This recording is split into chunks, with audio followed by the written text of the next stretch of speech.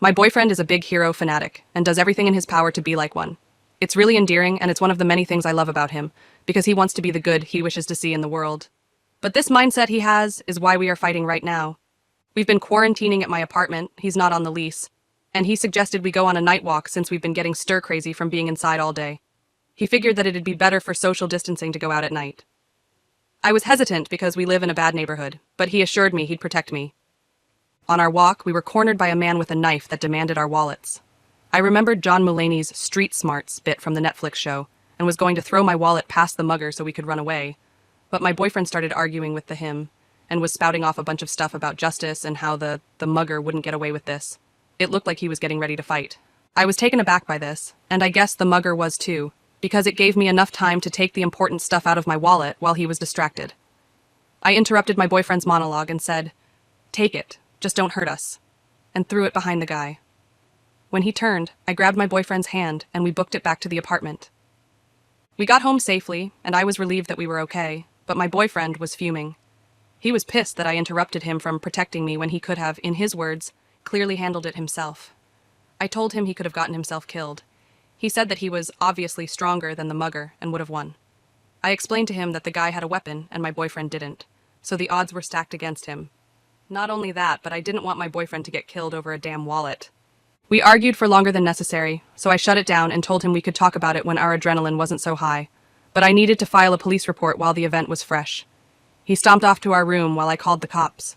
When I was off the phone, I went to lay with him, but he rolled away from me. The next day, he was still angry and had already told his friends and family about what had happened to us. I thought that they would be understanding about how I handled it, but they were mad at me for not letting him have his opportunity to be a hero. His mom even ridiculed me for emasculating him.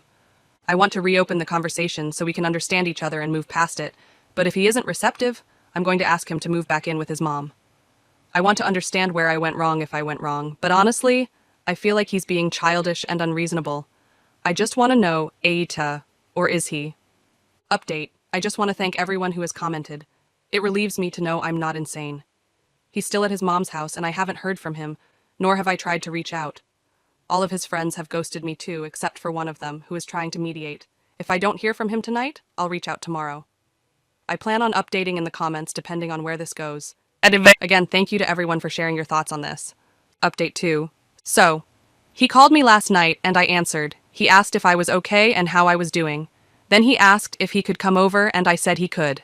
I planned on bringing everything up again myself, because he had been very passive-aggressive and refusing to talk about it. But when he showed up, he immediately started apologizing. Everything you guys pointed out, he started agreeing with. He was saying that he was being delusional, unrealistic. The whole hero fantasy isn't healthy.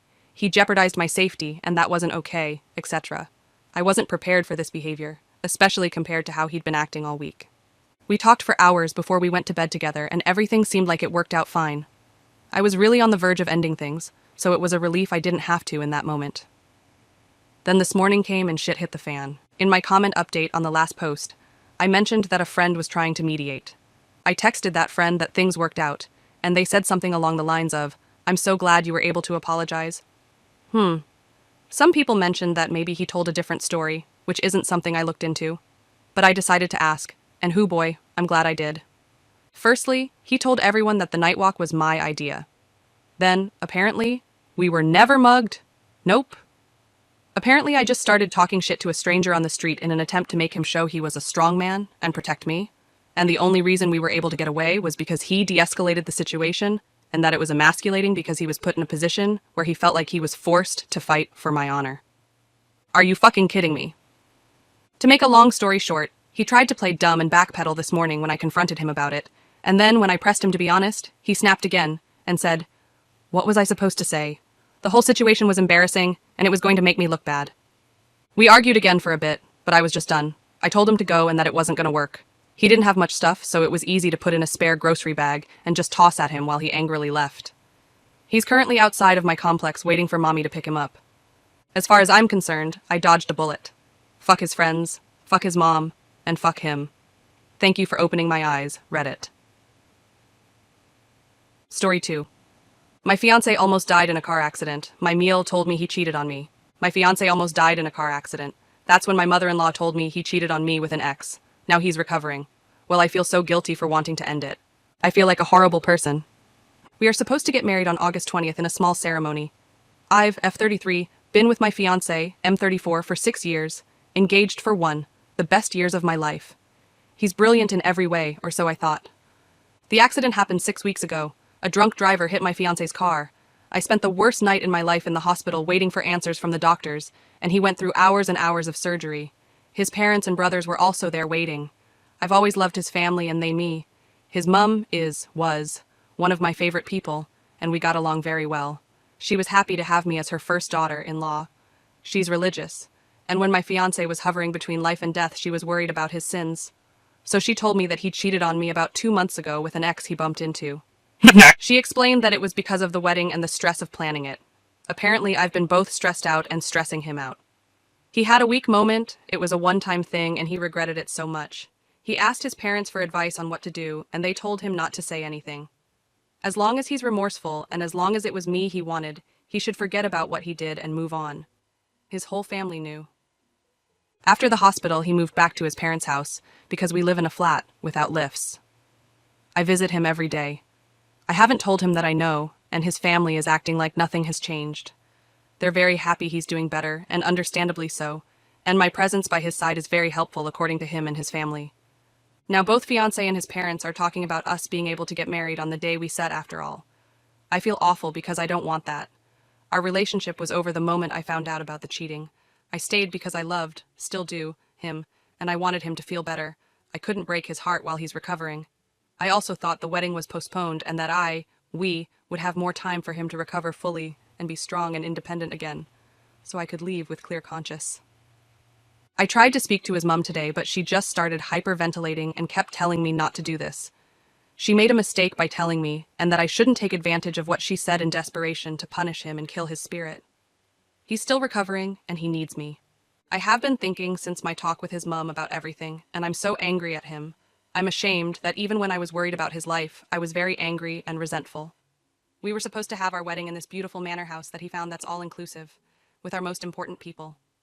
My best friend is a DJ, and my parents paid for the whole thing even though they're much poorer, so I don't know where the stress has come from. We fixed everything in a week. I'm so angry and I've kept bottling it up since the accident. I'm afraid I'm going to explode soon. I told my fiancé that I know about his infidelity and canceled the wedding. He still wants a second chance. I have written here 3 days ago before I talked to my fiancé. This is after I told him I know about his cheating. I started by telling my parents, who are paying for the wedding, about what happened and that I'm canceling the wedding. Hopefully they can get back some of what they paid via their home insurance. I have told them that I'm going to pay the rest of the damages.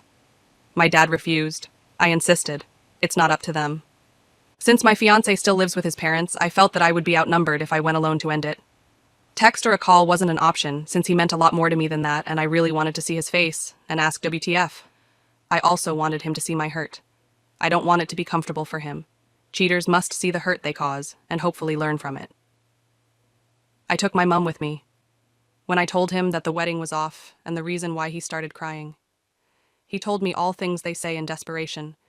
He was foolish. He didn't think. He was stressed out. He was scared. It meant nothing. He regretted it.